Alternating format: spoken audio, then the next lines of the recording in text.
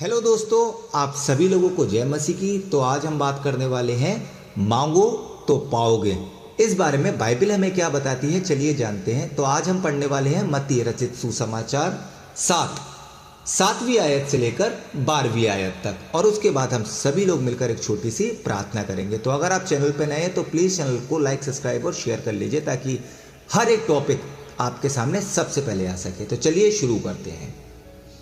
मांगो तो पाओगे, मांगो तो तुम्हें दिया जाएगा, ढूंढोगे तो तुम पाओगे, खटखटाओगे तो तुम्हारे लिए खोला जाएगा। क्योंकि जो कोई मांगता है उसे मिलता है, और जो ढूंढता है वह पाता है, और जो खटखटाता है उसके लिए खोला जाएगा। तुम में से ऐसा कौन मनुष्य है कि यदि उसका पुत्र उससे रोटी मांगे तो वह उसे पत्थर दे दे, या मछली मांगे तो उसे सांप दे दे। अतः जब तुम बुरे होकर अपने बच्चों को अच्छी वस्तुएं देना जानते हो, तो तुम्हारा स्वर्गीय पिता अपने मांगने वालों को अच्छी वस्तुएं क्यों ना देगा। इस कारण जो कुछ तुम चाहते हो कि मनुष्य तुम्हारे साथ करे, तुम भी उनके साथ वैसा ही करो, क्योंकि व्यवस्था और भविष्यवक्ताओं की शिक्षा यही कहती है। तो आप लोगों ने सुन लिया कि किस तरीके से हम जो भी मांगते हैं अपने दिल से मांगे, अपने परमेश्वर से मांगे, और इस बारे में बाइबल भी हमें क्या बताती है।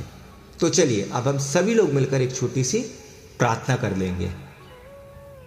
धन्यवाद धन्यवाद धन्यवाद देना चाहता हूँ प्रभु आज के वचन के लिए जो हमने पढ़ा है।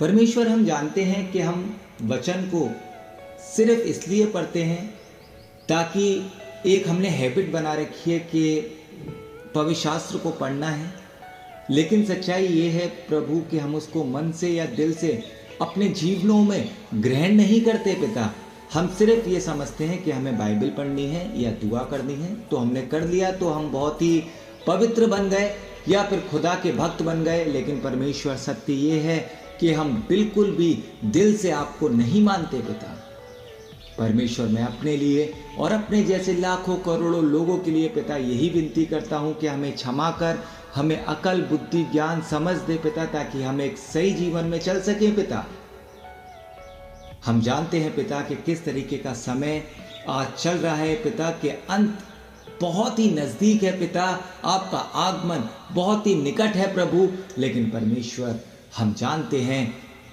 कि पिता हम अपने मनों को बदल नहीं पा रहे।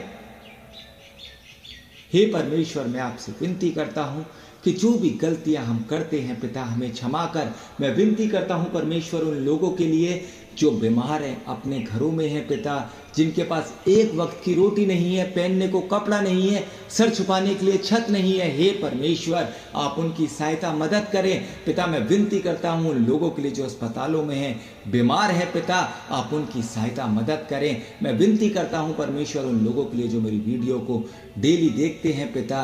हे परमेश्वर, आप उनके घरों में जो भी दिक्कतें हैं, परेशानियां हैं, परमेश्वर अपना चंगाई रूपी हाथ रखें और सारी तकलीफों को उनके घर से दूर करें पिता।